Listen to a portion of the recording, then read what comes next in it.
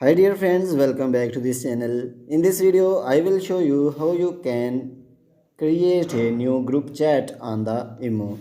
So without wasting time, let's start video. Before starting the process, if you did not subscribe our channel, please subscribe it.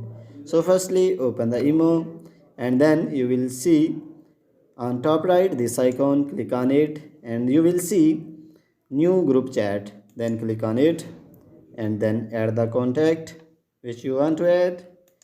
So for example, I want to this person. So after selecting, click on OK. So you can see group chat is created. So in this way I can call this group and also video call to this group. So in this way you can create a new group chat on the Imo. If this video is helpful for you, please like the video and also subscribe this channel. Thanks for watching.